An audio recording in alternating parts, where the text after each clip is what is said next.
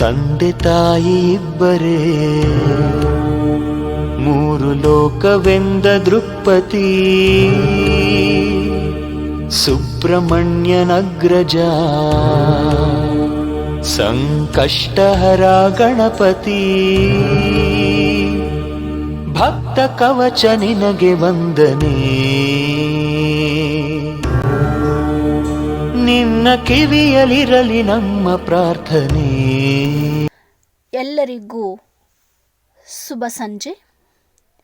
ಈ ಕಾರ್ಯಕ್ರಮಕ್ಕೆ ಆಗಮಿಸಿರುವಂತಹ ಎಲ್ಲ ಶಿಕ್ಷಕ ವೃಂದಕ್ಕೂ ಅದೇ ರೀತಿ ಎಲ್ಲ ಪ್ರಶಿಕ್ಷಣಾರ್ಥಿಗಳಿಗೂ ಕೂಡ ಬಿ ಜಯಶ್ರೀ ತಂಡದ ವತಿಯಿಂದ ಸ್ವಾಗತವನ್ನು ಬಯಸ್ತಾ ಇದ್ದೀನಿ. ಕರ್ನಾಟಕ ವಿಶ್ವವಿದ್ಯಾಲಯ, ಕರ್ನಾಟಕ ಶಿಕ್ಷಣ ಮಹಾವಿದ್ಯಾಲಯ B.Edನ 3ನೇ ಸೆಮಿಸ್ಟರ್ನ ಪ್ರಶಿಕ್ಷಣಾರ್ಥಿಗಳು ಇಂದು ಪ್ರಸ್ತುತಪಡಿಸುತ್ತಿರುವಂತಹ ನಾಟಕದ ತಂಡದ ಹೆಸರು ಡಾಕ್ಟರ್ ಬಿ ಜಯಶ್ರೀ ತಂಡ. ಅದೇ ರೀತಿ ಪ್ರಸ್ತುತಪಡಿಸುತ್ತಿರುವಂತಹ ನಾಟಕದ ಹೆಸರು ಸಾಯೋ ಆಟ. ಸಾಯೋ ಆಟ ಜ್ಞಾನಪೀಠ ಪ್ರಶಸ್ತಿ ಪುರಸ್ಕೃತರಾದಂತಹ ದ.ರಾ ಬೇಂದ್ರೆರವರು ರಚಿಸಿರುವ ಸಾಯೋ ಆಟ. ನಾಟಕದ ದೃಶ್ಯದಲ್ಲಿ ಇಂದಿನ ಸಾಮಾಜಿಕ ನ್ಯಾಯವನ್ನು ಪ್ರತಿನಿಧಿಸುವ ಒಂದು ಏಕಾಂತ ನಾಟಕ. ಅಧಿಕಾರಸ್ಥರ ಬೇಜವಾಬ್ದಾರಿ, ಸುಳ್ಳಿನ ವಿಜೃಂಭಣೆ, ಸಮಯಕ್ಕೊಂದು ಸುಳ್ಳು ಹೇಳಿ ಪರಿಸ್ಥಿತಿಯನ್ನು ನಿಭಾಯಿಸುವುದೇ ನಾಟಕದ ವಸ್ತು. ಇದೀಗ ನೋಡಿ ಕಿರುಪ್ರವರಣ ಸಾಯೋ ಆಟ. ನಮ್ಮ ನಾಟಕ ಸಾಯೋ ಆಟ. ಈ ನಾಟಕದಲ್ಲಿ ಬರುವ ಪಾತ್ರಗಳು ಮತ್ತು ಪಾತ್ರಧಾರಿಗಳ ಪರಿಚಯ. ಸಾಯೋ ಆಟದ ಮೂಲ ಆಧಾರ ಸೂತ್ರಧಾರ. ಈ ಪಾತ್ರವನ್ನು ನಿರ್ವಹಿಸುತ್ತಿರುವವರು ಭಾರತಿ ಸುಣಗಾರ್. ತನ್ನನ್ನು ತಾನೇ ಟ್ರ್ಯಾಜಿಡಿ ಎಂದು ಕರೆದುಕೊಳ್ಳುತ್ತಾ ಹಾಸ್ಯಮಯವಾಗಿ ಮೂಡಿ ಬರುವ ನಾಟಕಕಾರ. ಈ ಪಾತ್ರವನ್ನು ನಿರ್ವಹಿಸುತ್ತಿರುವವರು ಚೇತನ ವಂಡ್ಕರ್. ಮಹಾದುರಂಧರ, ಪರಮ ಪ್ರತಾಪಿ, ಚಾಹು ಮಹಾರಾಜ, ಕತ್ತಲೆ ರಾಜ್ಯದ ಹುಚ್ಚು ದೊರೆ. ಈ ಪಾತ್ರವನ್ನು ನಿರ್ವಹಿಸುತ್ತಿರುವವರು ಮೊಹಮ್ಮದ್ ಅಲಿ ನದಾಫ್. ತಮ್ಮನ್ನು ತಾವೇ ಜಾಣರು ಎಂದು ತಿಳಿದ ಹುಚ್ಚು ದೊರೆಯ ಮೆಚ್ಚಿನ ದಿವಾಣರು. ಈ ಪಾತ್ರವನ್ನು ನಿರ್ವಹಿಸುತ್ತಿರುವವರು ಶ್ವೇತಾ ಪಾಟೀಲ್ ಮತ್ತು ಚೇತನ ವಂಡ್ಕರ್. ಲಂಚ ತೆಗೆದುಕೊಳ್ಳುತ್ತಾ ಕೈ ಬೆಚ್ಚಗೆ ಮಾಡಿಕೊಂಡು ಸಿಕ್ಕವರನ್ನು ಅಪರಾಧಿ ಎಂದು ಎಳೆದುಕೊಂಡು ಬರುವ ಕೊತವಾಲರು. ಈ ಪಾತ್ರವನ್ನು ನಿರ್ವಹಿಸುತ್ತಿರುವವರು ಸುಷ್ಮಾ ನಾಯಕ್ ಮತ್ತು ಸಂಗಮೇಶ್ ನಾಯಕ್. ಕಳ್ಳಗಂಡನ ಸಾವಿಗಾಗಿ ಶೋಕಿಸುತ್ತಾ ನ್ಯಾಯಕ್ಕಾಗಿ ಆಗ್ರಹ ಮಾಡುತ್ತಿರುವ ಕಳ್ಳಿ. ಈ ಪಾತ್ರವನ್ನು ನಿರ್ವಹಿಸುತ್ತಿರುವ ಬಂದ ಅಪರಾಧದಿಂದ ತಪ್ಪಿಸಿಕೊಳ್ಳಲು ಜಾಣತನ ಮೆರೆದ ಅತಿ ಬುದ್ಧಿವಂತ ಗೃಹಸ್ಥ. ಈ ಪಾತ್ರವನ್ನು ನಿರ್ವಹಿಸುತ್ತಿರುವವರು ನವ್ಯಶ್ರೀ ಮಹಲೆ. ತನ್ನ ಮೇಲೆ ಹಾಕಿದರೆಂದು ತಿಳಿದು ಮಾತು ಮಾತಿಗೂ ಮೂರ್ಛೆ ಹೋಗುವ ಬಡ ಕೂಲಿಕಾರ. ಈ ಪಾತ್ರವನ್ನು ನಿರ್ವಹಿಸುತ್ತಿರುವವರು ಸುಧಾ ಎಂ. ರಾಜನ ಆಸ್ಥಾನದ ನರ್ತಕಿ. ಈ ಪಾತ್ರವನ್ನು ನಿರ್ವಹಿಸುತ್ತಿರುವವರು ಭಾರತಿ ಸುಣಗಾರ್. ವೈರಾಗಿಯಾಗಿ ಜೀವನ ಬೇಸರವಾದ ಸನ್ಯಾಸಿ. ಈ ಪಾತ್ರವನ್ನು ನಿರ್ವಹಿಸುತ್ತಿರುವವರು ಸಂಗಮೇಶ್ ನಾಯಕ್. ವೈರಾಗಿ ಸನ್ಯಾಸಿಯ ಶತಮೂರ್ಖ ಶಿಷ್ಯರು. ಈ ಪಾತ್ರವನ್ನು ನಿರ್ವಹಿಸುತ್ತಿರುವವರು ಭಾರತಿ ಸುಣಗಾರ್, ಚೇತನ ವಂಡ್ಕರ್ ಹಾಗೂ ಸುಧಾ ಎಂ.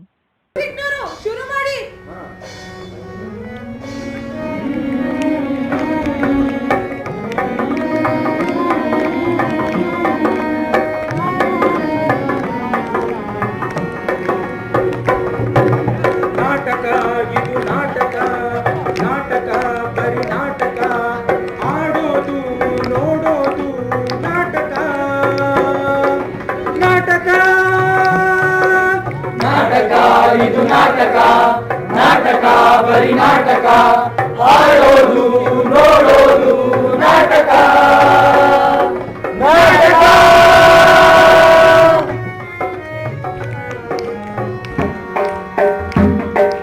ನೋಡೋದು ಬೀಡೋದು ನಾಟಕ, ಕರೆದದ್ದು ತೆರೆದದ್ದು ನಾಟಕ, ಸತ್ತವರು ಕಡೆ ತನಕ ಸುಖವ ಸುಖವಾಗಿರಲಿ ಇರಲಿ ಇರಲಿ ಇರಲಿ. ಸುಖವಾಗಿ ಸತ್ತವರು ಕಡೆತನಕ ಇರಲಿ ಇರಲಿ ಇರಲಿ ಇರಲಿ. ಕಡೆತನಕ ಸತ್ತವರು ಇರಲಿ ಸುಖವಾಗಿ ಇರಲಿ ಇರಲಿ ಇರಲಿ. ಸತ್ತವರು ಇರಲಿ ಸುಖವಾಗಿ ಇರಲಿ ಇರಲಿ ಇರಲಿ.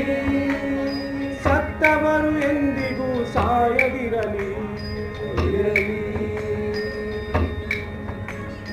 ಯಮನೇ ರುದ್ರನೇ ಯಮನೇ ರುದ್ರನೇ ಸಾಯದಿರಲಿ.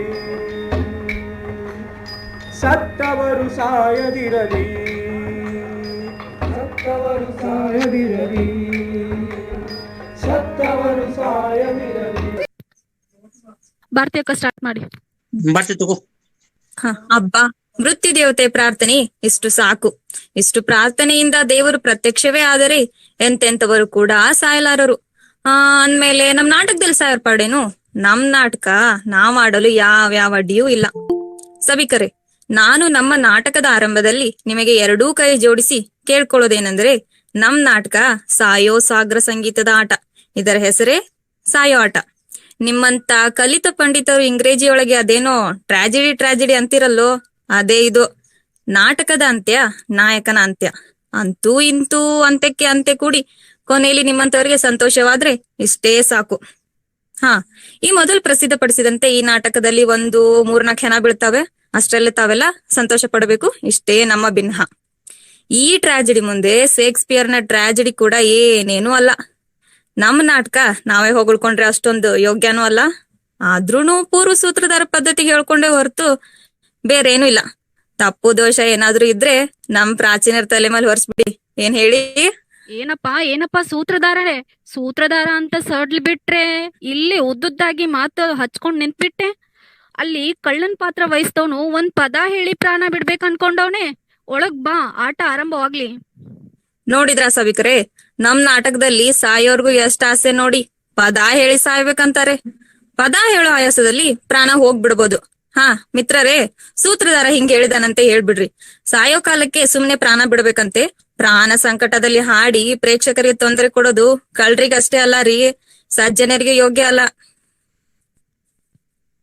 ಅಪ್ಪ ಸೂತ್ರಧಾರ, ಕಳ್ಳನ್ ಹೆಂಡ್ತಿಯು ತಾನು ಯಾವಾಗ ಅಳ್ಬೇಕಂತ ಕೇಳ್ತಾ ಇದ್ದಾಳೆ. ನೋಡಿದ್ರ ಸಭಿಕರೇ, ಇಂಥವ್ರನ್ನೆಲ್ಲಾ ಕಟ್ಕೊಂಡು ನಾವೇನ್ ಆಳ್ಬೇಕು? ಮಿತ್ರ, ಆ ಕಳ್ಳನ್ ಹೆಂಡ್ತಿಗೆ ಹೇಳು, ನೋಡೋರ್ಲಿದ್ದಾಗ ಪರದೆ ಹಿಂದ್ ಕುಂತಾತ್ರೆ ಏನ್ ಫಲ ಇಲ್ಲ ರೀ. ಆ ಕಳ್ಳಂಗ್ ಹೇಳ್ರಿ, ಕಳ್ತನದಿಂದ ಅತ್ರು ಚಂದ ಸತ್ರು ಚಂದ. ಅಯ್ಯೋ ಇರ್ಲಿ ನಡಿಯಪ್ಪ. ಸೂತ್ರಧಾರಣೆ ಇಷ್ಟೊತ್ ಮಾತನಾಡಿದ್ರೆ ಪಾತ್ರದವರಾದ್ರೂ ಎಲ್ಲಿ ಇದು ಸಾಯೋ ಆಟನ? ಗೆಳೆಯ, ನಾವು ಆಡಿ ತೋರಿಸ್ಬೇಕಾದದ್ದಲ್ವೇ? ಹಾಗಲ್ಲ, ನಾವು ಮಾಡಿ ತೋರಿಸ್ಬೇಕಾಗಿದೆ, ಆಡಿ ತೋರಿಸ್ಬೇಕಾಗಿಲ್ಲ. ಆಡದೆ ಮಾಡುವನು ರೂಢಿಯೊಳಗುತ್ತಮನು, ಆಡಿ ಮಾಡುವನು ಮಧ್ಯಮನು, ತಾನಾಡಿ ಮಾಡುವವ ಸರ್ವಜ್ಞ. ಲಾಡಿ ಮಾಡಿದವ ನಾಡಿ ಮಾಡಿದವ, ಸೂತ್ರ ಮಾಡಿದವ ದಾರ ಮಾಡಿದವ ಸರ್ವಜ್ಞ. ಹಾಗಲ್ಲ, ಸೂತ್ರಧಾರ ಹೇಳ್ದಂಗೆ ಕೇಳ್ಬೇಕು, ಯಾಕಂದ್ರೆ ಅವನೇ ಸರ್ವಜ್ಞ. ರೀ, ಆ ಕಳ್ಳಿಂಗ್ ಬೇಗ ಸಾಯಕ್ ಹೇಳ್ರಿ. ನೀವು ಆ ಕಳ್ಳಿಗ್ ಮುಂದ್ ಬಂದ್ ಅಳಕ್ ಹೇಳ್ರಿ, ಇಲ್ದಿದ್ರೆ ಸರಿ ಹೋಗಕ್ಕಿಲ್ಲ. ಆಯ್ತು ಗೆಳೆಯ, ನಿನ್ನಪ್ಪಣೆ ಅಂತೇನೆ ಆಗ್ಲಿ. ಅಯ್ಯಯ್ಯೋ ಅಯ್ಯಯ್ಯೋ ಅಯ್ಯಯ್ಯೋ. ಆಹಾ, ಎಂತ ಚಿತ್ತಾಕರ್ಷಕವಾದ ಶೋಕವಿದು. ಇದನ್ ಕೇಳಿ ನನಗೆ ಇಷ್ಟ ಖುಷಿ ಆಗ್ಬೇಕಾದ್ರೆ ಇನ್ನಿದನ್ ನೋಡಿ ನಿಮ್ಗೆ ಎಷ್ಟ್ ಖುಷಿ ಆಗ್ಬೇಡ. ಕಣ್ಣಿಂದ ಸುರಿಯುವ ಶೋಕರಸದ ರುಚಿಗಿಂತ ರುಚಿಕಟ್ಟಾದದು ಬೇರೇನು ಉಂಟೆ? ಇದನ್ನು ಕುಡಿದವರೇ ಬಲ್ಲರು. ಪಂಡಿತರಾದ ಪ್ರೇಕ್ಷಕರೇ, ಅಲ್ಲ, ಪ್ರೇಕ್ಷಕರಾದ ಪಂಡಿತರೇ, ಹೆರವರ ದುಃಖವನ್ನು ಕಂಡು ನಗಬೇಡಿರಿ ನೀವು. ದೃಶ್ಯ 1. ಕಳ್ಳತನಕ್ಕೆ ಹೋದ ಕಳ್ಳ ಕಣ್ಣು ಹಾಕುವಾಗ ಮನೆಯ ಗೋಡೆ ಕುಸಿದು ಅದರ ಕೆಳಗೆ ಸಿಕ್ಕು ಸತ್ತು ಹೋಗುತ್ತಾನೆ. ಅನ್ಯಾಯವಾಗಿ ಸತ್ತವನ ಕಳ್ಳನ ಹೆಂಡತಿಗೆ ನ್ಯಾಯ ಸಿಗಬೇಕೆಂದು ಧರ್ಮಪತ್ನಿ ಅಂದರೆ ಕಳ್ಳಿ ದೊರೆಗಳ ಹತ್ತಿರ ಹೋಗಿ ನ್ಯಾಯವನ್ನು ಕೇಳುತ್ತಾಳೆ. ಅಯ್ಯಯ್ಯೋ ಅಯ್ಯಯ್ಯೋ ಇಂಥ ತಂಪೊತ್ನಲ್ಲಿ ಸತ್ತೋದೆಲ್ಲೋ ಮಾರಾಯ.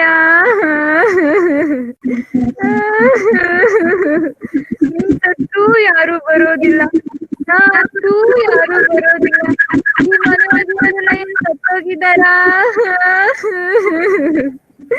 ನನ್ ಪಾಲಿಗೆ ಈ ಪ್ರಪಂಚನೇ ಸತ್ತಂಗೆ.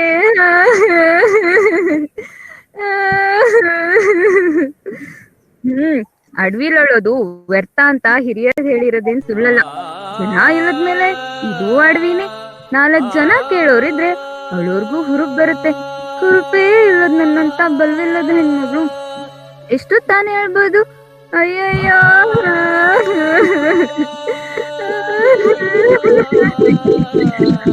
ನಾವು ಅಂದ್ರೆ ನಿದ್ದೆ ಅಂತಾರಲ್ಲ, ನೀ ನಿಜವಾಗ್ಲೂ ನಿದ್ದೆ ಮಾಡ್ತಿರ್ಬೋದಾ ಮಾರಾಯ? ಏಥು, ಬೆಳಗಾಗೋ ಪೂರ್ವದಲ್ಲಿ ನಾನೊಬ್ನೇ ಬಿಟ್ಟು ಸತ್ತೋದೆಲ್ಲ. ಇನ್ನೊಂದ್ 2 ಗಳಿಗೆ ತಡ್ಮಾಡ್ ಸತ್ತಿದ್ರೆ ನಿನ್ ಪ್ರಾಣ ಹೋಗ್ತಿತ್ತೆ.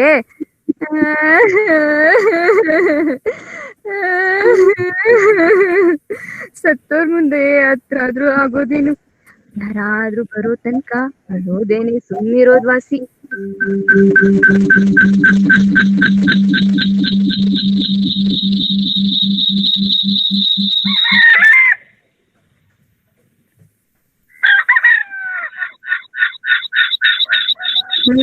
ಇಗೋ, ಈ ಮನೆಯಿಂದ ಯಾರೋ ಪುಣ್ಯಾತ್ರು ಬಂದಿದ್ದಾರೆ. ಕಿವಿಗೆ ನನ್ ಶೋಕ ಬೀಳಿ. ಅಯ್ಯಯ್ಯೋ, ಅಯ್ಯಯ್ಯೋ.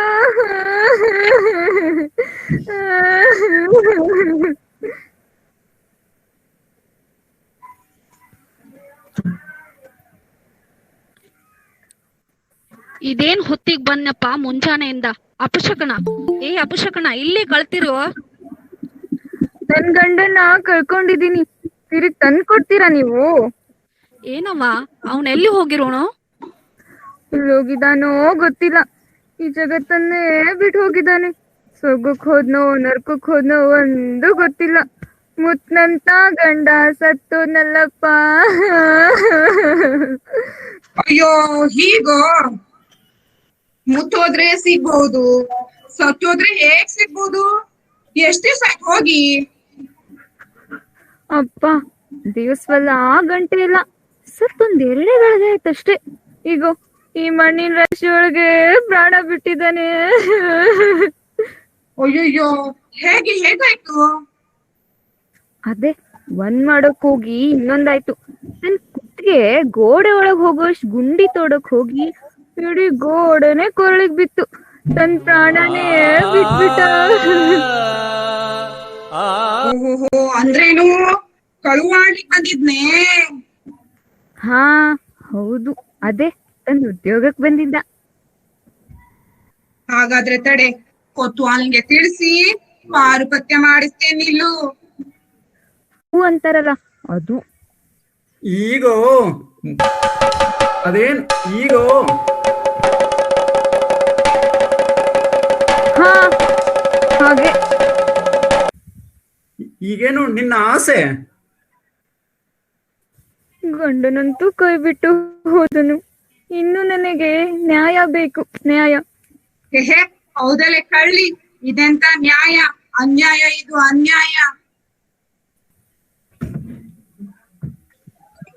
ಯಾವ ಬಗೆಯ ನ್ಯಾಯ ಬೇಕು? ಈ ಮನೆಯವರಾದ್ರೂ ನನ್ನನ್ ಮದ್ವೆ ಮಾಡ್ಕೋಬೇಕು, ಇಲ್ಲವೇ ಪ್ರಾಣಕ್ಕೆ ಪ್ರಾಣ ಎನ್ನೋ ಕಟ್ಟಳೆಯಂತೆ ಈ ಮನೆಯ ಯಜಮಾನನ ಪ್ರಾಣವನ್ನು ತೆಗೆದುಕೊಳ್ಳಬೇಕು. ದೊರೆಯು ದಿವಾಣರು ಬರುವುದು. ಸೇರ್ ಮಾಡ್ತೀರಿ? ನಮಸ್ಕಾರ ದೊರೆಗಳೇ. ಇಲ್ರಿ ಕೊತ್ವಾಲ್ರಿ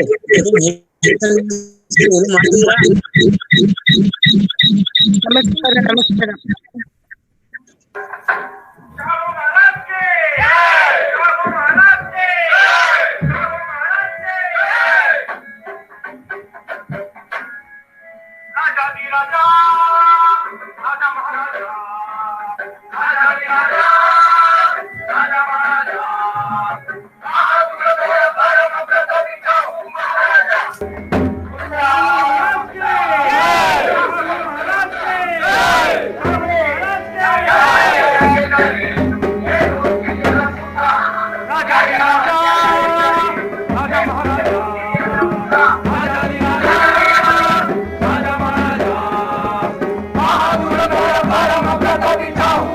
ನಮಸ್ಕಾರ ದೊರೆಗಳೇ.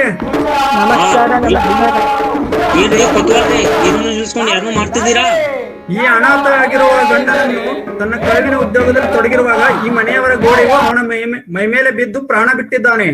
ಈ ಈ ಹೆಣ್ಣು ಮಗಳ ಅರಿಕೆ ಏನಂದ್ರೆ, ಈ ಮನೆಯಲ್ಲಿ ತನಗೆ ಇನ್ನೊಬ್ಬ ಪ್ರಾಣಿಪತಿಯಾದರೂ ದೊರೆಯಬೇಕು, ಇಲ್ಲವೇ ಪ್ರಾಣವಾದರೂ ದೊರೆಯಬೇಕು. ಓಹೋ, ಬಲೆ ಬಲೆ, ಬಹಳ ವಿವೇಕಿಯಾಗಿ ತೋರುತ್ತಿದ್ದಾಳೆ ಈಕೆ. ಆಕೆ ಕೇಳಿದಂತೆ ಮಾಡದಿದ್ದರೆ ರಾಜ್ಯದಲ್ಲಿ ನ್ಯಾಯವೇ ಇಲ್ಲವೆಂದಾದೀತು. ದೊರೆಗಳು ಹಾಗೆ ಅಪ್ಪಣೆ ಪಾಲಿಸಬೇಕು. ಹಾ ಹಾಗೆ ಆಗ್ಲಿಕ್ಕೆ ಬೇಕು. ಏನಪ್ಪ ನೀನೇನಂತಿ? ಈ ಕಳ್ಳನಿಗ್ ತಕ್ಕ ಕೊತುವಾಲ, ಕೊತುವಾಲನ್ ತಕ್ಕ ದಿವಾಣ, ಈ ದಿವಾಣ ತಕ್ಕ ದೊರೆ. ಏನಂದೆ? ಏನು ಇಲ್ಲ ಮಹಾಸ್ವಾಮಿ, ದೇವ್ರು ಕಳು ಮಾಡ್ಲಿಕ್ ಬಂದಿದ್ದಾಗಿ ಅವನಿಗೇನ್ ಶಿಕ್ಷೆನೇ ಇಲ್ವೇನು? ಎಂತ ಹುಚ್ಚೆ ನೀನು. ಕಳ್ಳನಿಗಂತೂ ದೇಹಾಂತ ಶಿಕ್ಷೆ ಆಗಿದೆ, ಆಕೆಯಂತೂ ಅನಾಥರಾಗಿರೋಳು ಪಾಪ. ಆದದ್ದು ಯೋಗ್ಯವೇ ಆಯ್ತು ಬಿಡಿ. ಹೇಗಾದೀತು? ಕಳ್ಳನಿಗೆ ಶಿಕ್ಷೆ ಆದಿದ್ದು ಯೋಗ್ಯವೇ, ಆದರೆ ಅವಳ ಗಂಡನಿಗೆ ಮರಣ ಹೊಂದಿದ್ದು ಅನ್ಯಾಯ ಅಲ್ಲವೇ? ಅವನು ಸಾವಿಗೆ ಕಾರಣರಾದವರನ್ನು ದಂಡಿಸುವುದು ಯಥಾ ನ್ಯಾಯವಾಗಿದೆ. ಹಾಗಾದ್ರೆ ದೊರೆಗಳ ಅಪ್ಪಣೆ ಏನು? ಇನ್ನೇನು, ವಿವೇಕದಿಂದ ಮರಣ ಶಿಕ್ಷೆಗೆ ಸಿದ್ಧನಾಗು. ನಾನೇ? ಇನ್ನೇನು ನಾನೇ? ನಿನ್ನ ತಪ್ಪಿಗೆ ನಾನು ಅಥವಾ ನಮ್ಮ ದಿವಾನರು ಸಾಯಬೇಕೆ? ಚೇ ನಾ ಹಾಗೇನ್ ಹೇಳಿಲ್ಲ ಸ್ವಾಮಿ. ಮಹಾ ದುರಂಧರ, ಪರಮ ಪ್ರತಾಪಿ ಚಾಹು ಮಹಾರಾಜರ ಆಳ್ವಿಕೆಯನ್ನು ಭೂತೋನ ಭವಿಷ್ಯತಿ ಎಂದು ಜನ ಹೊಗಳ್ತಿರುವಾಗ ನಾನು ಹಾಗೇನಿರ್ಲಿ? ಹಾಗಾದರೆ ಹೇಳು, ಒಳ್ಳೆ ಮಾತಿನಿಂದ ಹೇಳು, ಈ ಬಡ ಪ್ರಾಣಿಯನ್ನು ಮದುವೆಯಾಗುವೆಯಾ? ಅಯ್ಯೋ, ಈ ಪ್ರಾಣಿನ ಮದುವೆ ಆಗಲು ನಾನೇನ್ ಪಶುವೆ? ಆಹಾ, ಅದೇನೋ ನೀನೇ ಬಲ್ಲೆ. ದೊರೆಗಳಿಗೆ ಪ್ರಶ್ನೆ ಮಾಡಬೇಡ. ಲಗ್ನದ ಇಚ್ಛೆ ಇಲ್ಲದಿದ್ದರೆ ಸಾಯಲು ಸಿದ್ಧನಾಗು. ಇವಳನ್ನ ಮದುವೆ ಆಗೋ ಬದ್ಲು ಸಾಯೋದೇ ಮೇಲು. ಪ್ರಭುಗಳೇ ಹಾ ಹೇಳು. ತಾನಾಗಿ ಗೋಡೆ ಮೈ ಮೇಲೆ ಎಡ್ಕೊಂಡ್ರೆ ಅದಕ್ ನನಗೆ ಶಿಕ್ಷೆ? ಅಪ್ಪಣೆ ಆಗಬೇಕು. ದಿವಾನರೇ, ಈಗ ಮಾತ್ರ ಬಿಗಿ ಬಂತು ನೋಡಿ. ವ್ಯಕ್ತವಾಗಿ ಧ್ವಮ ಹತ್ಯೆ ಆಗ್ತಿತ್ತು. ನಿಜವಾಗಿ ಆ ಗೋಡೆಗೆ ಶಿಕ್ಷೆ ಆಗಬೇಕು. ಇದೇ ಸಮಂಜಸ ಪ್ರಭು. ಧರ್ಮರಾಜರು ಹೀಗೆ ಅನ್ಯಾಯ ಮಾಡಬಾರದು. ದೇಹವೇ ಸತ್ತು ಜೀವ ಉಳಿದಿದ್ರೆ ಮಣ್ಣು ದೇಹದ ಕೊಲೆಗಾಗಿ ಮಣ್ಣು ಗೋಡೆಗೆ ಶಿಕ್ಷೆ ಮಾಡಬಹುದಿತ್ತು. ದೇಹವು ಉಳಿದಿದೆ, ಪ್ರಾಣ ಮಾತ್ರ ಹೋಗಿದೆ. ಆದ ಕಾರಣ ಒಂದು ಪ್ರಾಣಕ್ಕಾಗಿ ಇನ್ನೊಂದು ಪ್ರಾಣವು ಹೋಗುವಂತೆ ದಯಾಳುಗಳಾದ ದೊರೆಗಳು ಅಪ್ಪಣೆ ಮಾಡಬೇಕು. ನೋಡಿದ ದೊರೆಗಳೇ, ಇದೇ ಸಮಂಜಸ ತೋರುತ್ತಿದೆ. ಇದೇ ನ್ಯಾಯ. ದಿವಾನರೇ, ಬಹಳ ಹೊತ್ತು ವಿಚಾರ ಮಾಡಿದಂತೆ ಯಾವುದು ನ್ಯಾಯ ಯಾವುದು ಅನ್ಯಾಯ ತಿಳಿಯದಂತಾಗ್ತದ. ಒಮ್ಮೆ ನ್ಯಾಯ ತೀರಿದ ಮೇಲೆ ಅದೇಗೆ ಅನ್ಯಾಯ ಆದಿತು? ಕ್ಷುಲ್ಲಕವಾದ ಒಂದು ಜೀವಕ್ಕಾಗಿ ನಾವು ಇಷ್ಟೊತ್ತು ವಿಚಾರಣೆ ಮಾಡಿ ಕಾಲ ಕಳೆದರೆ ನಮ್ಮ ರಾಜ್ಯದೊಳಗಿನ ಅಸಂಖ್ಯ ಪ್ರಜೆಗಳ ಗತಿ ಏನು? ಏನಂದೆ? ಏನಿಲ್ಲ ಮಹಾಸ್ವಾಮಿ, ತಾನಾಗಿ ಗೋಡೆಯನ್ನ ಮೈ ಮೇಲೆ ಎಡ್ಕೊಂಡ್ರೆ ಅದಕ್ ನಾನೇನ್ ಮಾಡ್ಬೇಕು ಎಂದೆ. ಸಾಯಲು ಸಿದ್ಧನಾಗಬೇಕು. ದಿವಾನರೇ, ಅಂತ ಗೋಡೆಯನ್ನು ಏಕೆ ಕಟ್ಟಿಸಿದ ನೀವ? ಹೌದು ಪ್ರಭು, ಅದು ಅಲ್ಲದೆ ಮನೆಯಲ್ಲಿ ಜೇನಿನಂತೆ ದೊಡ್ಡನ್ನಕ್ಕೆ ಕೂರ್ಸಿಟ್ಟ ಈ ಮೂರ್ಖ. ನಮ್ ರಾಜರಂತೆ ಇರ್ಬಾರ್ದೆ. ಜನರೇನಾದ್ರೂ ಆಡಿಕೊಳ್ಳಿ, ದುಂದುಗಾರ ಬೇಕಾದ್ರೂ ಅನ್ಲಿ, ಮೂರ್ಖ ರಾಜನಾದ್ರೂ ಅನ್ಲಿ, ನಮ್ಗೇನು? ನಮ್ ರಾಜರೊಂದ್ ಮಾತದ, ಕೂಡಿಟ್ಟದು ತನಗೆ ಬಚ್ಚಿಟ್ಟದು ಪರರಿಗೆ. ಈ ಮಾತು ಸುಳ್ಳಲ್ಲ ಬಿಡಿ. ಮನೆಯಲ್ಲಿ ದುಡ್ಡಿತ್ತೆಂದು ಈ ಬಡವನಿಗೆ ಅದನ್ನು ಒಯ್ಯುವ ಬುದ್ಧಿ ಯಾಕೆ ಬಂತು? ಹೌದು ಮಹಾರಾಯ, ದುಡ್ಡಿಲ್ಲದೆ ನಾವೇಕೆ ಹೋದೆವು? ದಿವಾನ್ರೆ, ನಾನಂತೂ ಹೀಗಂತೇನೆ. ಪ್ರಭು, ಯಾರಾದ್ರೂ ಇವನ ಮನೆಗೆ ಕಲ್ನವನ್ನು ಹಾಕಲು ಬಂದಾಗ ಆ ಗೋಡೆ ಅವರ ಮೈಲಿ ಬಿದ್ದು ಇವನು ಸಾಯಲೆಂದೇ ಈ ತರ ಕಟ್ಟಿಸಿರಬಹುದೆಂದು. ಅಯ್ಯಯ್ಯೋ, ಹೇಗ್ ತಪ್ಪಿಸ್ಕೊಂಡ್ರು ಸಾವು ನನ್ ಕೋಳಿಗೆ ಬರ್ತಿದೆ ಅಲ್ಲಪ್ಪ. ಹೀಗ್ ಮಾಡ್ತೀನಿ. ಈ ಬಿಡಾಡಿಯ ಬಿಟ್ಟಿ ರಾಜ್ಯದಲ್ಲಿ ಅಡ್ಡದಾರಿ ಹಿಡಿಯದೆ ಹೋದ್ರೆ ಬೇರೆ ದಾರಿನೇ ಇಲ್ಲ. ಮಾಸ್ವಾಮಿ ಹಾ ಹಾ ಗೋಡೆ ಕಟ್ಟಿಸಿದವನು ನಾನಾದ್ರೆ ಕಡ್ದವನು ಬೇರೆ ಅಲ್ವೇ? ಅಂದ್ರೆ ಉಪಾನಿಗೆ ಶಿಕ್ಷೆ ಆಗ್ಬೇಕಲ್ವೇ? ಅಯ್ಯೋ ದೇವ್ರೆ, ನೋಡಿ ಮಹಾಪ್ರಭು, ಎಂತ ಮಾತು! ಇವನ್ ಮಾತಲ್ಲಿ ಏನೋ ಅರ್ಥವಿದೆ ಅನ್ನಿಸ್ತದೆ. ಹೌದೌದು, ಅರ್ಥವಿದೆ. ಹಾಗಾದ್ರೆ ಇವನ್ನ ಬಿಡ್ರಿ, ಆ ಉಪ್ಪಾರನ್ನು ಕರೆತರಲು ಹೇಳ್ರಿ. ಇವನೇ ಸಾಯ್ಬೇಕಂದೇನೋ ನಮ್ಮ ಆಗ್ರಹವೇನಿಲ್ಲ. ಯಾರಾದ್ರೂ ಸತ್ತರಾಯ್ತು, ನಮಗೆ ನ್ಯಾಯ ಮುಖ್ಯ. ದೊರೆಗಳೇ, ಇವನೇ ಸಾಯಬೇಕು. ಕಳ್ಳ ಮುಂಡೆ, ಸುಮ್ಮನಿರೋ. ಯಾರ ಸತ್ತ ಭಾಗ್ಯ ನಿನಗೇನು? ನಿನಗೆ ನ್ಯಾಯ ಸಿಕ್ಕರಾಯ್ತಲ್ಲವೋ, ಸುಮ್ಮನೆ ನಮ್ಮ ಜೀವ ತಿನ್ನಬೇಡ. ದಿವಾನರೇ, ಉಪ್ಪಾರನ್ನು ಬರ ಹೇಳಿರಿ. ಆಯ್ತು ಮಹಾಪ್ರಭು. ಇಗೋ ಕೊತ್ವಾಲ್ರೆ, ಹೇಳಿ ಮಹಾಪ್ರಭುಗಳೇ. ಆ ಉಪ್ಪಾರನನ್ನು ಕರೆದುಕೊಂಡು ಬನ್ನಿ ಈ ಕಡೆ. ಆಯ್ತು ಮಹಾಪ್ರಭುಗಳೇ. ಕೊತವಾಲನು ಹೋಗಿ ಒಬ್ಬ ಕೂಲಿಕಾರನೇ ಬರುವನು. ಕೂಲಿಕಾರನು ಮೂರ್ಛೆ ಹೋಗುವನು.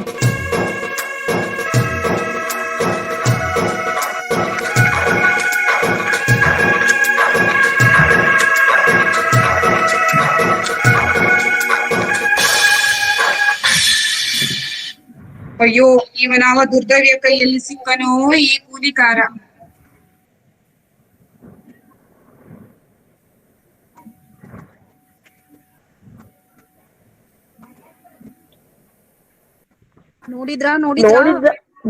ನೋಡಿದ್ರ ಮಹಾಸ್ವಾಮಿ, ಒಬ್ಬೊಬ್ರು ಸೋಗು ಒಂದೊಂದ್ ತರ ಅಂತ ಜನರಿಗೆ ಅನ್ನಿಸ್ಬೇಕು ನೋಡಿ.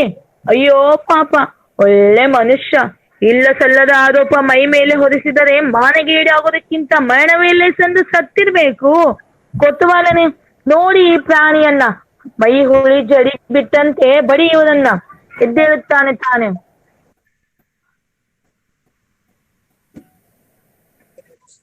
ಜಡೆಯುವ ಕಾರಣವೇ ಇಲ್ಲ ದೇವ್ರು. ತಾನು ಇವಾಗ ಸಾಯುವವರೆಗೂ ಬಡಿದ್ರು ಎಚ್ಚರವಾಗಲ್ಲ.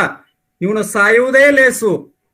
ಛೇ, ಹೀಗೆ ಅವನಿಗೆ ಅನ್ಯಾಯದಿಂದ ಮರಣ ಬರಕೂಡದು. ಹಾಗಾದ್ರೆ ದೊರೆಗಳ ಅಪ್ಪಣೆ ಏನು? ಮೊದಲು ಅವನನ್ನು ಯಾವುದೇ ಉಪಾಯದಿಂದ ಎಚ್ಚರಿಸಿ, ಆಮೇಲೆ ಈ ಮುಂದೆ ಗಂಡನಾಗುವನು ಕೇಳೋಣ. ಒಪ್ಪದಿದ್ದರೆ ದೇವರೇ, ಇವನು ಒಪ್ಪಿದರೆ ನನ್ನ ಮರಣ ಖಂಡಿತ. ಒಪ್ಪದಿದ್ದರೆ ಅವನಿಗೆ ಆಮೇಲೆ ನ್ಯಾಯದಿಂದ ಮರಣ ಬರಲಿ. ಸತ್ತರೂ ನಾವು ಅನ್ಯಾಯ ಮಾಡೋದು ಬೇಡ. ಹೋ, ದೊರೆಗಳು ಹೇಳುವುದರಲ್ಲಿ ನ್ಯಾಯವಿದೆ. ಕೊತ್ವಾಲ್ರೆ, ಎಬ್ಬಿಸಿ ಇವನನ್ನ. ಆಯ್ತು ಮಹಾಪ್ರಭುಗಳೇ. ಲಗ್ನದ ಕರಾರು ಕೇಳಿ ಎಚ್ಚರವಾದಂತೆ ಕಾಣುತ್ತದೆ. ಹೆಣ್ಣು ಎಂದರೆ ಹೆಣ ಕೂಡ ಬಾಯಿ ತೆರುವುದು. ಎಲ್ಲೋ ರಾವಣನಂತೆ ಬಿದ್ದಿರುವೆ. ದೊರೆಗಳಿಗೆ ಹೋಗಿ ಸಾಷ್ಟಾಂಗ ನಮಸ್ಕಾರ ಮಾಡು.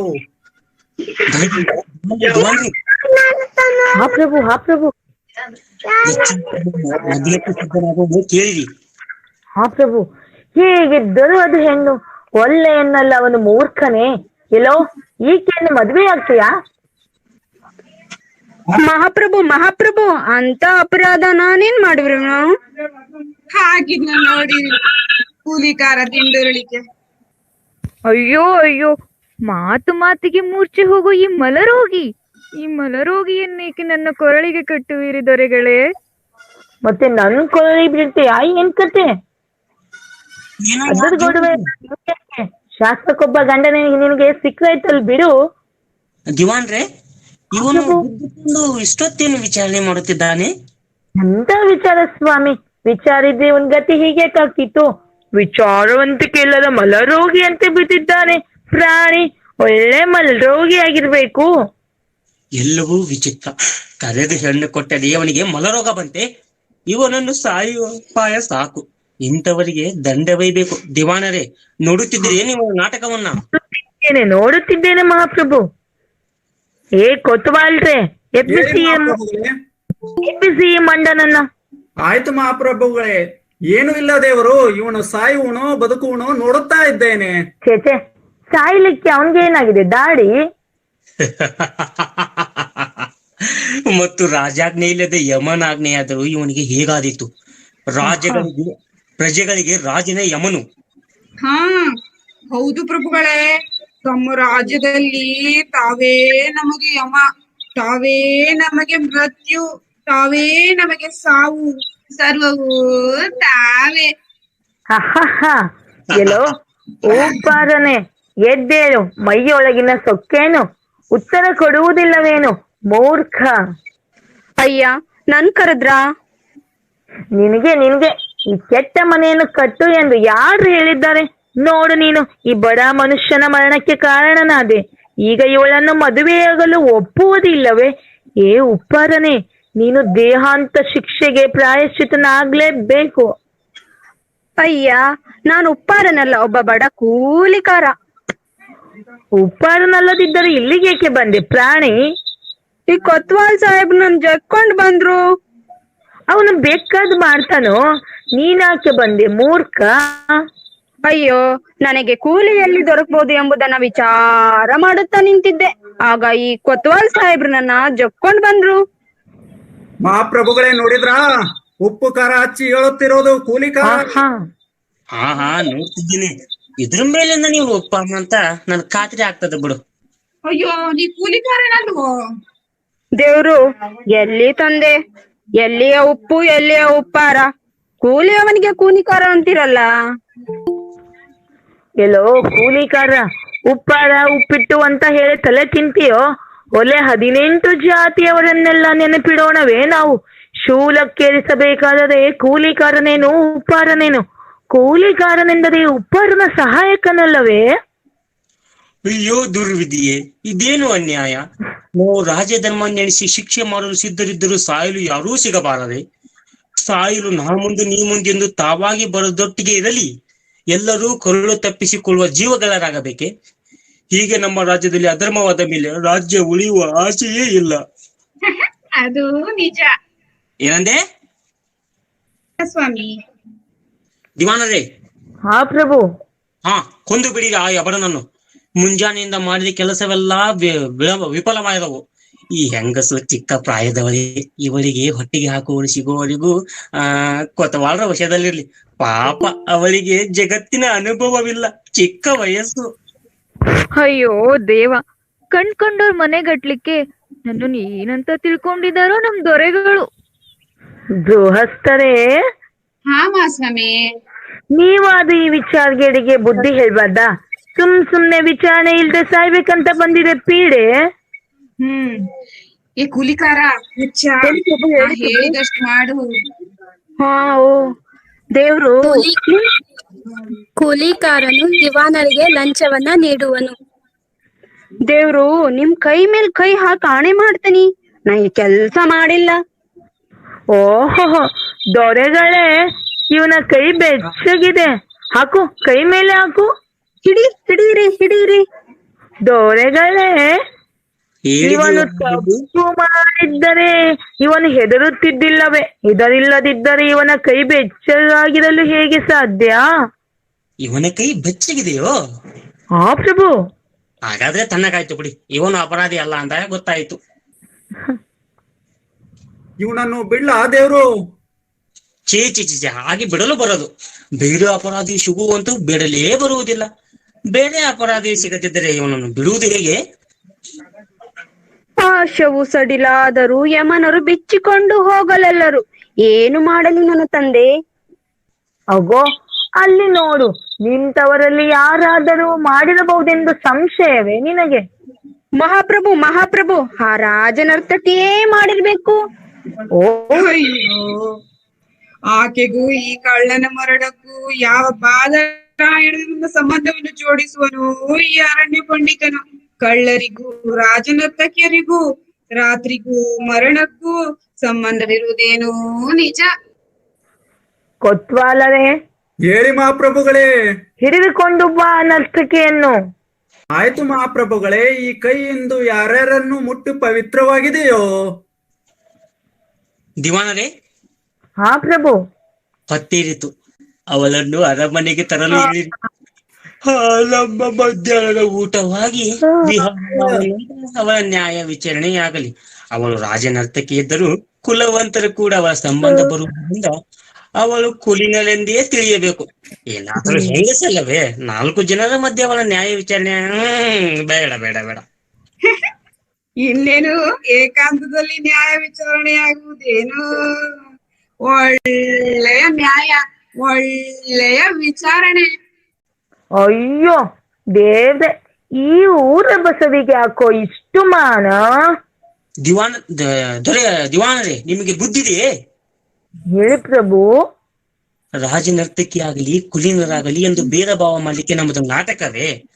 ಸ್ತ್ರೀಯರನ್ನ ಮೇಲೆ ಎಲ್ಲರೂ ನನಗೆ ಒಂದೇ. ವಿಶ್ವ ಕುಟುಂಬಿ ಎನ್ನಬೇಕು ಇಂಥ ನಮ್ಮ ಮಹಾರಾಯನಿಗೆ. ದಿವಾನರೇ, ಹೇಳಿ ಹೇಳಿ, ಬೇಗ ಬೇಗ ರಾಜ ನರ್ತಕಿಯನ್ನು ಆಸ್ಥಾನಕ್ಕೆ ಕರೆತನ್ನಿ, ನಾನಿನ್ನು ಹೋಗುತ್ತೇನೆ. ಆಯ್ತು ಮಹಾಪ್ರಭು. ಎಲ್ಲರೂ ತೆರಳುವರು. ಪ್ರವೇಶ 2. ದೊರೆ ಕೊತವಾಲನಿಗೆ ತಿಳಿಸುತ್ತಾನೆ. ಈ ಮನೆಯ ಯಜಮಾನ, ಮನೆ ಕಟ್ಟಿದ ಉಪ್ಪಾರ, ರಾಜನರ್ತಕಿ ಮತ್ತು ಸನ್ಯಾಸಿ ಇವರಲ್ಲಿ ಕಳ್ಳನ ಮರಣಕ್ಕೆ ಕಾರಣವಿರಬಹುದು ಎಂದು ದೊರೆ ಕೊತವಾಲರ ಹತ್ತಿರ ವಿಚಾರ ಮಾಡುತ್ತಿದ್ದಾನೆ. ಏಕೆಂದರೆ ಪ್ರಾಣಕ್ಕೆ ಪ್ರಾಣವೆಂಬ ನ್ಯಾಯದಿಂದ ಯಾರನ್ನು ಶೂಲಕ್ಕೆ ಏರಿಸಬೇಕೆಂಬ ವಿಚಾರ ಚರ್ಚೆ ಗಂಭೀರವಾಗಿ ನಡೆಯುತ್ತದೆ.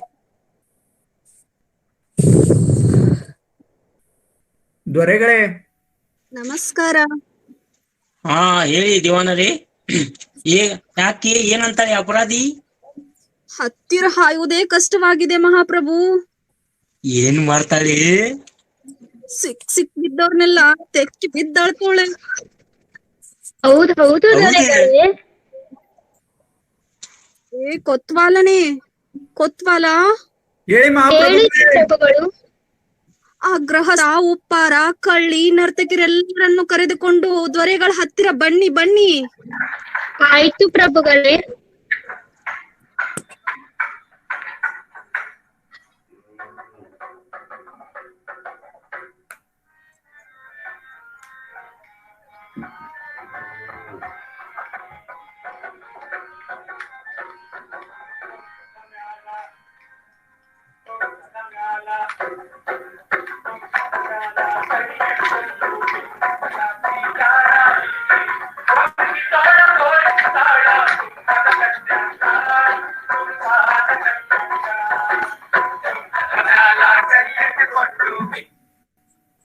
ದೊರೆಗಳೇ, ನಿಮ್ಮ ಪಾದಕ್ಕೆ ಬಿದ್ದೆ. ಹೇ, ನೀನು ಪಾದಕ್ಕಲ್ಲ, ನನ್ನ ಕೊರಳಿಗೆ ಬಿದ್ರು ನೀಗ ಸಾವು ಕಡ ಖಂಡಿತ. ಒಂದಿಷ್ಟಾದ್ರೂ ಕರುಣೆ ಬರಬಾರ್ದೆ? ಏ ಹೆಂಗಸೆ, ಯಾಕೆ ಸುಮ್ನೆ ಅಳ್ತಾ ಇರುವೆ? ಬಾಯಿ ಮುಚ್ಚು. ಅಯ್ಯಯ್ಯೋ, ಇದ್ಯಾವ ಸೀಮೆ ನ್ಯಾಯ? ಮುಂಜಾನೆಯಿಂದ ನಂಗೆ ಕೂಡಿಲ್ಲ, ನೀರಿಲ್ಲ. ಊಟಕ್ಕಾದ್ರೂ ಮನೆ ಬಿಡ್ರಿ, ಪಾಪ ಹೆಂಗ್ಸು. ಯಾಕೆ ಇಲ್ಲೇ ಊಟಕ್ಕೆ ಕೊಟ್ಟರೆ ಬೇಡ ಎನ್ನುವವೇ? ಊಟಕ್ಕೂ ಕಳ್ಳತನವೇ? ಹೇ ದಿವಾನ್ರೆ, ಮಹಾಪ್ರಭುಗಳೇ, ಇವರಿಗೆ ಊಟಕ್ಕೆ ಕರೆದಿಲ್ಲ ಅಂದ್ರೆ ತಿಳಿ ಹೇಳಿ, ಇದ್ದ ಸಂಗತಿಯನ್ನು ಹೇಳಿಬಿಡಿ. ಏ ಹೆಂಗಸೆ, ಹೇಳಿ ದಿವಾನ್. ಈ ಕಳ್ಳಿಯ ಗಂಡನನ್ನು ಕೊಂದಿಯಾ? ಅದ್ಯಾವಾಗ? ಉಳ್ಳವರ ಮೋರೆ ನೋಡುವ ನಮ್ಗೆ ಕಳ್ಳರ ಸಂಬಂಧ ಎಲ್ಲಿಂದ ಬಂತು? ಕೊಲ್ಲುವುದಕ್ಕೆ ಯಾವ ಬೇದರಾಯನ ಸಂಬಂಧವೂ ಬೇಡ. ಹಾ, ನಾನ್ ಕೊಂದೆ ಅಂತ ಈ ಕಳ್ಳಿ ಹೇಳಿದ್ಲಾ ನಿಮ್ಗೆ? ಅಯ್ಯೋ ಅಯ್ಯೋ ನಮ್ಮವ್ವ, ನನಗೇಕೆ ಹೆಣ್ಣಿನ ಮರುಗು? ಏ ಕಳ್ಳಿ, ಅವ್ವಾಗಿ ಹೂವ ಅಂತ ಸಂಬಂಧ ಜೋಡಿಸ್ಬಿಡ. ದಿವಾನ್ರೆ, ಮೊದಲೇ ಹೆಂಗಸಿನ ನಾಲಿಗೆ ಚುರುಕು, ಅದರಲ್ಲಿಯೂ ರಾಜನರ್ತಕಿ ಎಂದರೆ ಕೇಳಬೇಕೆ? ಅದಕ್ಕೆ ಅವಳಿಗೆ 2ರಲ್ಲಿ 1 ಕೇಳಿ, ಮರಣ ಇಲ್ಲ ಮದುವೆ ಅಂತ ಹೇಳಿ. ಏ ಹೆಣ್ಣೆ, ಕೇಳು ಇಲ್ಲಿ.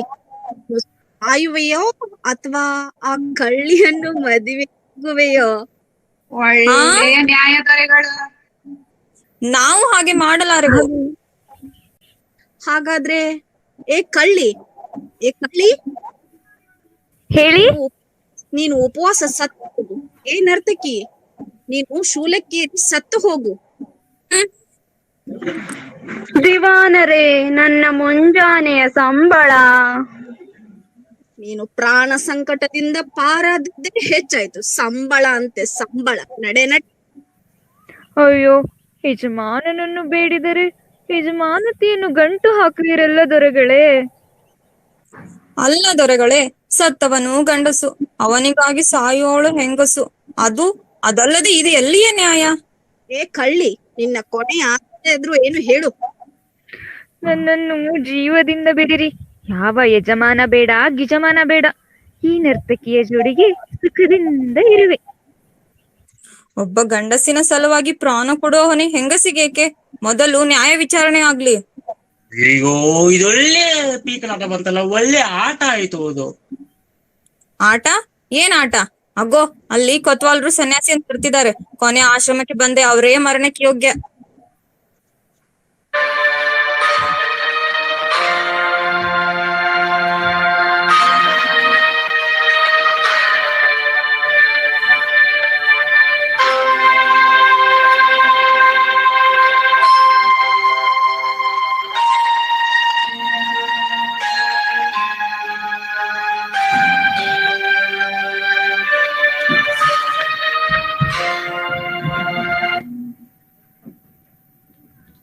ದೊರೆಗಳೇ, ಹಾ ಹೇಳಿ ದಿವಾನ್ರೆ. ನಾವು ನರ್ತಕಿ, ಸನ್ಯಾಸಿ ಮತ್ತು ಈ ಎಲ್ಲ ಸೇರಿದ ಸಮಗ್ರ ಮಾತು ಕೇಳಿದ್ರೆ ನಮ್ಮ ರಾಜ್ಯ ಹಾಳಾದಿತ್ತು. ಸನ್ಯಾಸಿ ಇಲ್ಲಿ ಬಂದೆ. ಇದೇನು ನ್ಯಾಯ? ಏನಪ್ಪಾ ಸನ್ಯಾಸಿ, ಸಾಯಲು ಸಿದ್ಧನಿರುವಯ್ಯ? ಹೌದು. ನಿನಗೇನು ಹೆದರಿಕೆ ಇಲ್ಲವೋ? ಇಲ್ಲ. ನಿನಗೇನಾದ್ರು ಸ್ವಲ್ಪ ಬುದ್ಧಿ ಇದೆಯೋ? ಇಲ್ಲ. ನಿನಗೆ ಜೀವ ಬೇಡಾಗಿ ಬಂದಿದೆಯೋ? ಹೌದು. ನಿನಗೇನಾದರೂ ಸ್ವಲ್ಪ ಇಚ್ಛೆ ಇದೆಯೋ? ಇಲ್ಲ. ದಿವಾನರೇ ಹೇಳಿ. ಈ ಹುಚ್ಚ ಸನ್ಯಾಸಿಗೆ ಹೌದು ಇಲ್ಲ ಎಂಬ 2 ಪದಗಳು ಬಿಟ್ರೆ ಮತ್ಯಾವುದೂ ಬರುವುದಿಲ್ಲ. ಹೌದು. ಇಂಥ ಹುಂಬನನ್ನು ಗಲ್ಲಿಗೇರಿಸುವುದಲ್ಲಿ ಅರ್ಥವಿಲ್ಲ. ದಿವಾನರೇ, ಕೊತ್ವಾಲನ್ನು ಬರಲು ಹೇಳಿ ಇವನನ್ನು ರಾಜ್ಯದಿಂದ ಹೊರಹಾಕಿ. ಕೊತ್ವಾಲ್ರೇ, ಬಂದೆ ಪ್ರಭುಗಳೇ. ಕೇಳು, ನಾ ಹೇಳೋದನ್ನ ಚೆನ್ನಾಗಿ ಕೇಳು. ಆಯ್ತು ಪ್ರಭುಗಳೇ. ಸನ್ಯಾಸಿಯನ್ನ ಬಿಟ್ರೆ ಊರ್ನಲ್ಲಿ ಯಾರಾದ್ರೂ ಸಾಯ್ಲಿಕ್ ಸಿದ್ರಿದಾರ ಅಂತ ತಿಳ್ಕೊಂಡ್ ಬಾರೆ. ಆಯ್ತು ಪ್ರಭುಗಳೇ.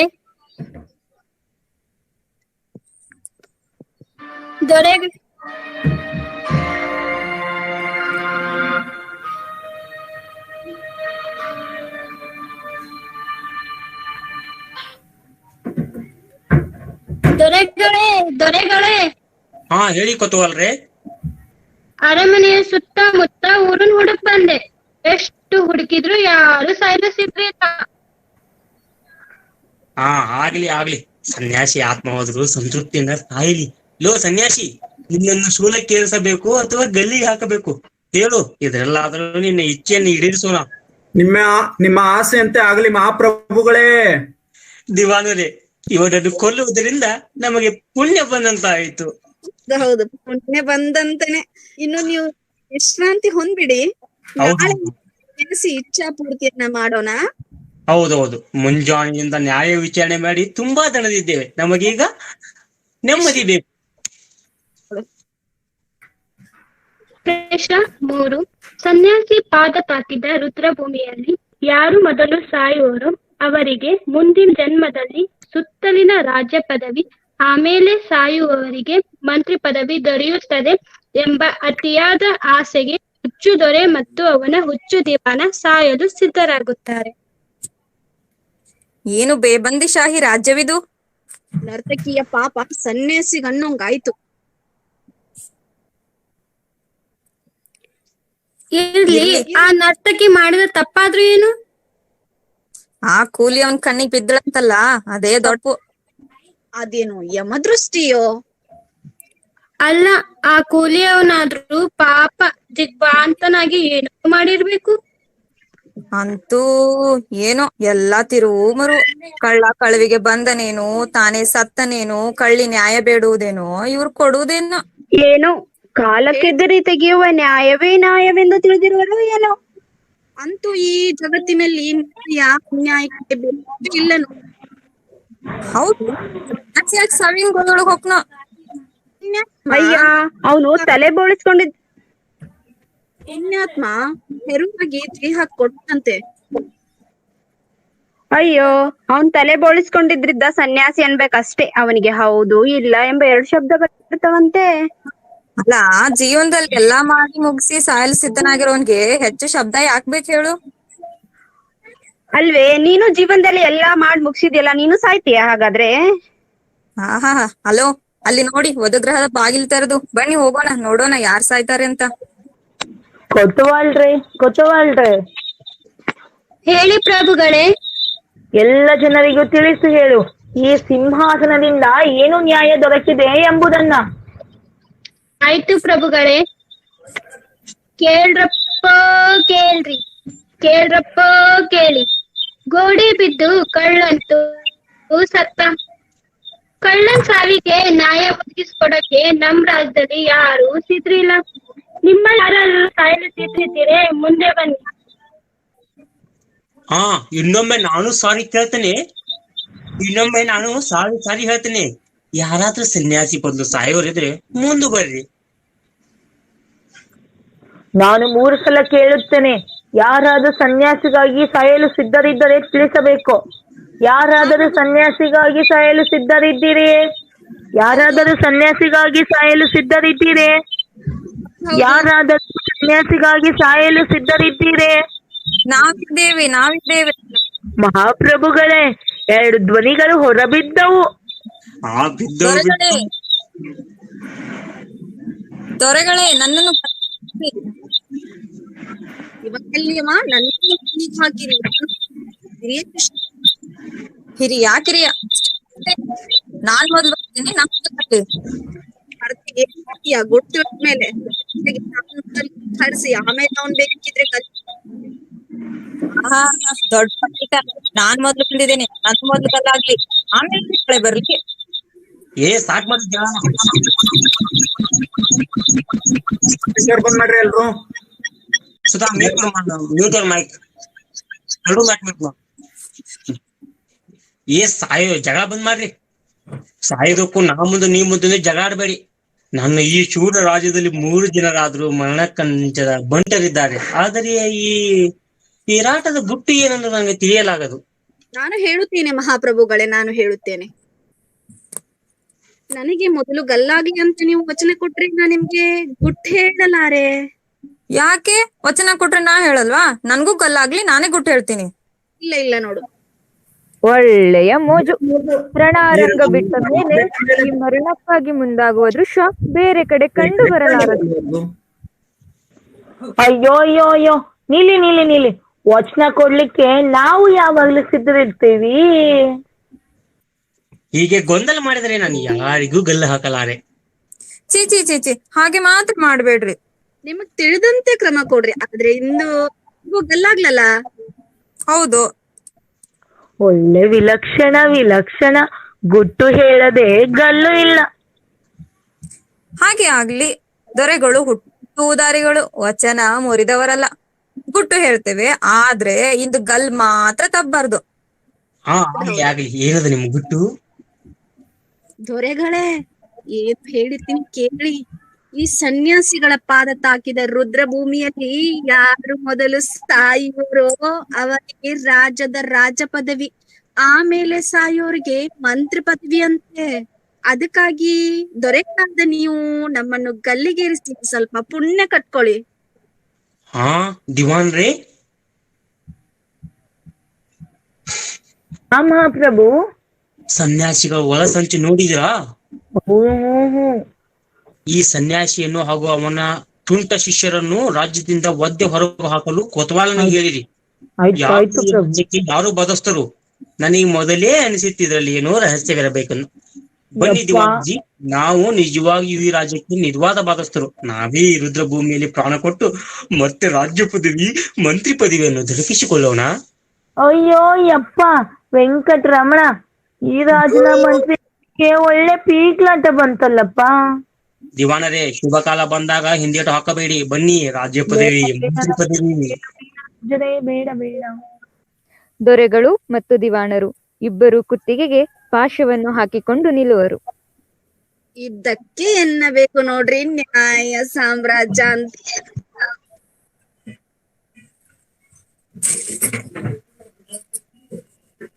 ಮ್ಯೂಸಿಕ್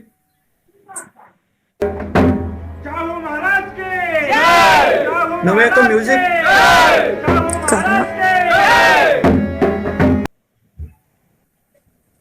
ಪ್ರವೇಶ 4. ಈ ಸಾಯೋ ಆಟ ಒಂದು ಬಗೆಯ ಹುಚ್ಚಾಟ. ಗಂಭೀರವಾದ ವಿಷಯವನ್ನು ಹಾಸ್ಯದಿಂದ ವ್ಯಕ್ತಪಡಿಸುವುದೇ ಈ ನಾಟಕದ ತಿರುಳು. ಅಷ್ಟೇ ಅಲ್ಲ, ಈ ನಾಟಕದಲ್ಲಿ ಇರುವವರು ಪ್ರೇಕ್ಷಕರನ್ನು ಕೂಡ ಹುಚ್ಚರನ್ನಾಗಿ ಮಾಡ್ತಾರೆ. ಅದು ಒಂದು ಬಗೆಯ ಸಾಯೋ ಆಟವಾಗಿದೆ. ಇಲ್ಲಿ ಸೂತ್ರಧಾರನ ಕತೆ ಕೇಳೋಣ. ಹಾ, ಬೀಳಲಿ ಪರದೆ, ಸಾಕಾಯ್ತು ಹುಚ್ಚಾಟ. ಏಕೆ ಮಿತ್ರ, ಹೇಗಾಯ್ತು ನಾಟಕ? ನೀನು ನೋಡುವವರ ಕೋಣೆಯಲ್ಲಿ ಅಡಗಿಕೊಳ್ಳದೆ ನೋಡುವವರ ಕೈಯಲ್ಲಿ ಕೂತಿದರೆ ತಿಳಿತಿತ್ತು. ಯಾಕೋ ನೀನು ಹೇಳಲಾರೆ, ಹೇಗಾಯ್ತು ನಾಟಕ? ಟ್ರಾಜಿಡಿ ಮತ್ತೇನು? ನಾನು ಗೆದ್ದೆ. ಅಯ್ಯೋ ಅದೇ ಕಷ್ಟ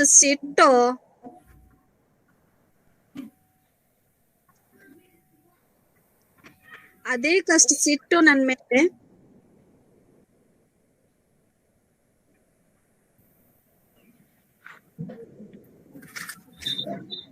ಟ್ರಾಜಿಡಿ ಆಯ್ತು ಒಂದು. ನಾನು ಬರ್ದಿದ್ದು ತಾನೇ ಅದೇ. ನೀನ್ ಬರ್ದಿದ್ದು ಸಾಯೋ ಆಟ. ಅಯ್ಯೋ ದೇವ್ರೇ, ಸಾಯೋ ಆಟನೇ. ಟ್ರಾಜಿಡಿ ಅದೇನು ಹುಚ್ಚಾಟ? ಹುಚ್ಚಾಟ